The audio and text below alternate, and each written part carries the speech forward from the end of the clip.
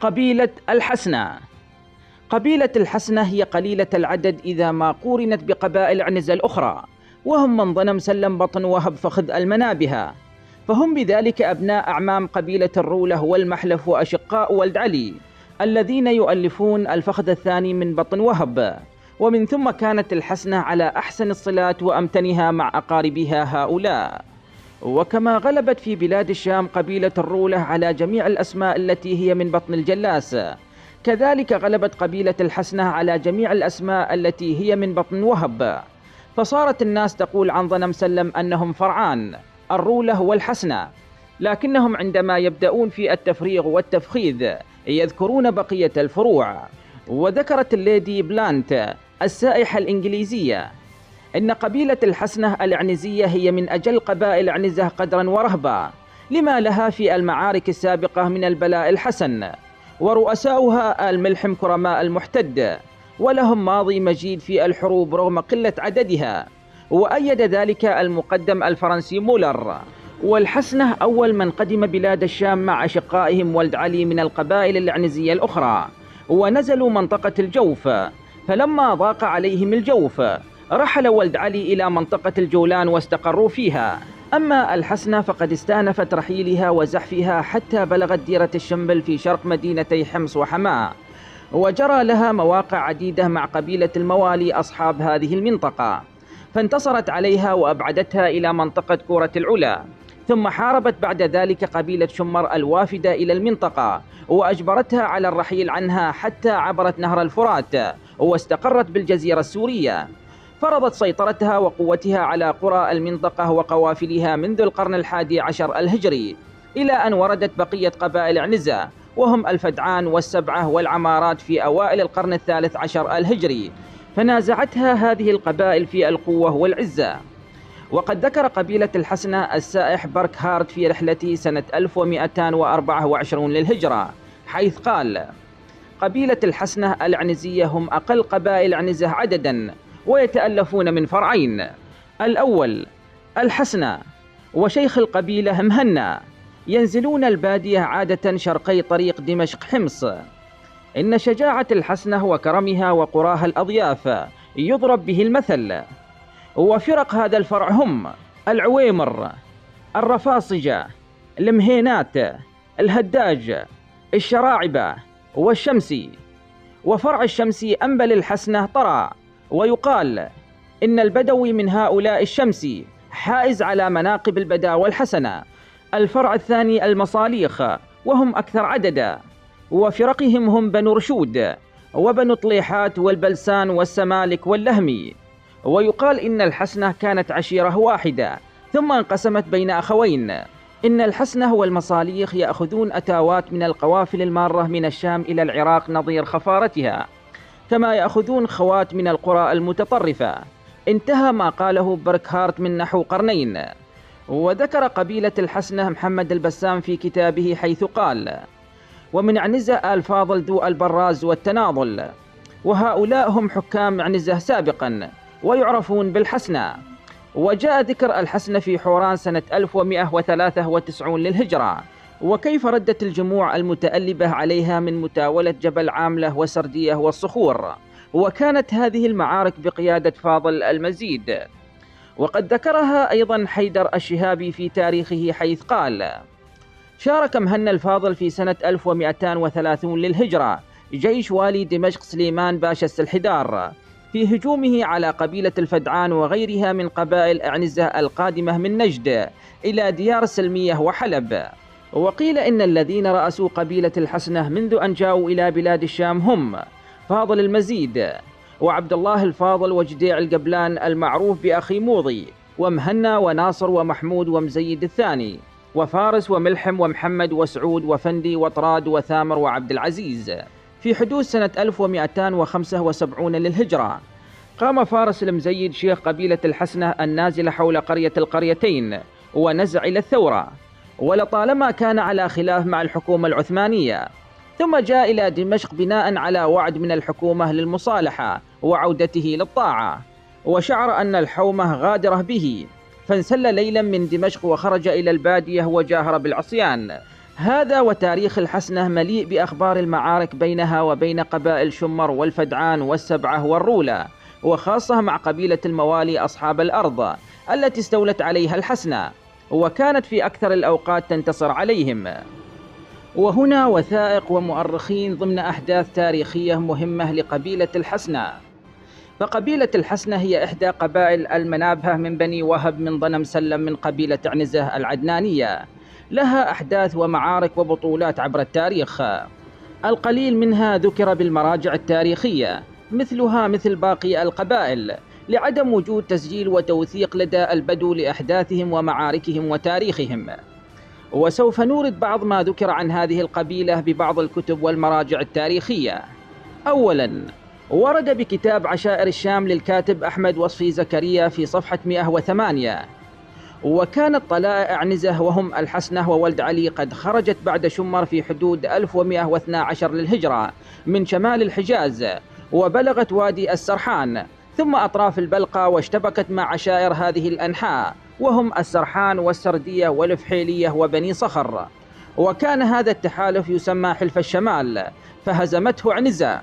ثانيا، أيضا ورد بنفس الكتاب لأحمد وصفي زكريا ما نصه: وكان السردية في تلك الحقبة زعيم حلف بدوي مؤلف من عشائر تدعى أهل الشمال، وقد ظل هذا الحلف الرباعي ضعيفا متفككا بعد أن صدمته عنزة. وعشيرة عنزة التي كانوا يقاتلونها هي الحسنة وولد علي القادمتان في قيادة آل مزيد، أي آل ملحم شيوخ الحسنة. ثالثا، ورد بمقال عنوانه جبل عامل في قرن من سنة 1167 إلى سنة 1247 للهجرة، منشور في مجلة العرفان الصياوية المجلد 28، عبارة خلاصتها أنه في ربيع الأول سنة 1193 للهجرة ركبت خيل المتاولة وجمع من الصقور والسردية وبني صخر على رعية فاضل المزيد، فالتقى الجمعان فقتل شيخ المتاولة وسلبت عنزة جميع خيولهم. رابعا، ورد بكتاب مرآة جزيرة العرب تأليف المؤرخ التركي أيوب صبري باشا المتوفي سنة 1890 للهجرة، قال: تنقسم قبيلة عنزة التي تسكن البادية في جزيرة العرب وخاصة في الطرف الشمالي من الأقطار الحجازية إلى 4 قبائل كبيرة، وهي أولاد علي والحسنة وجلاس وبشر.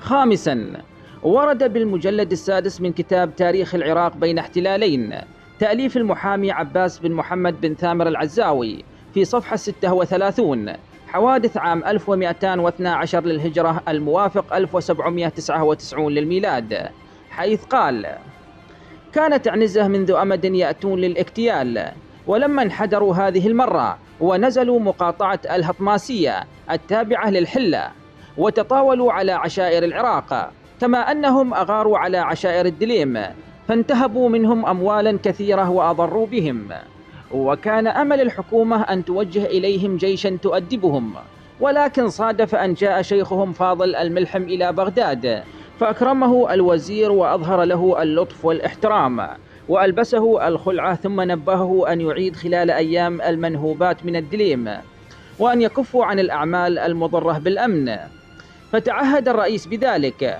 وعاد لمحله، ثم انقضت مدة المهلة ولم تظهر النتيجة. سادسا، ذكر صاحب كتاب يوميات حلب من أحداث قبيلة الحسنة من عنزة سنة 1030 للهجرة، وفي سنة 1112 للهجرة ورد ذكر الحسنة ودخولها في ديار الفحيلي، وفي 1160 ذكر الكثير من أحداث قبيلة الحسنة في تلك الديار. سابعا، ورد بكتاب حوادث دمشق اليومية للكاتب البديري الحلاق أنه في سنة 1193 للهجرة وقعت رجم الشور بين الحسنة والمصاليخ من جهة وحلف أهل الشمال من جهة ثانية.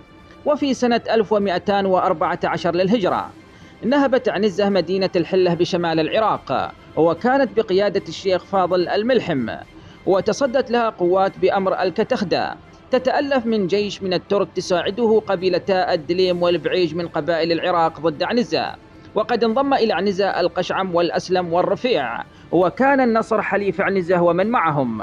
ثامنا، ورد بكتاب البدو لماكس أوبنهايم وقد تحدث عن قبيلة عنزة، فذكر: استولى ولد علي على غرب منطقة خيبر، حيث لا يزال قسم منهم يسكن هناك إلى اليوم، وإلى جوارهم على الأرجح الحسنة الذي تربطهم بهم صلة قرابة. وقال: كانت الحسنة والفدعان وولد علي أقدم القبائل التي بلغت الأراضي السورية. تاسعا، في عام 1293 للهجرة جالت السائحة الإنجليزية الليدي آن بلانت بين العشائر وكتبت: إن البيوت الشريفة في عشائر بادية الشام هي ابن ملحم أمير الحسنة، وابن جندل أمير السوالمة، وابن الطيار أمير ولد علي، وابن هذال أمير العمارات، وابن سمير أمير ولد علي.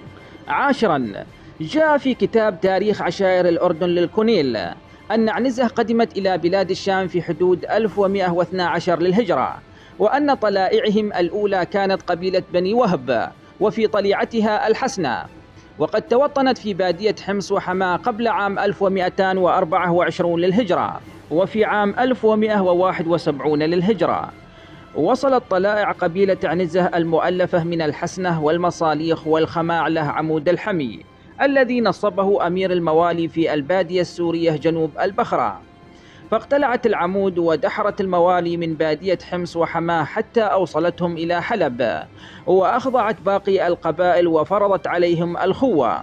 وفي عام 1267 للهجرة تحالفت السبعة والرولة ضد الحسنة، ولكن لم تحصل بينهم معارك دامية. أوردت المخابرات البريطانية تقرير عام 1917 أن جد الملك عبد العزيز من قبيلة الحسنة.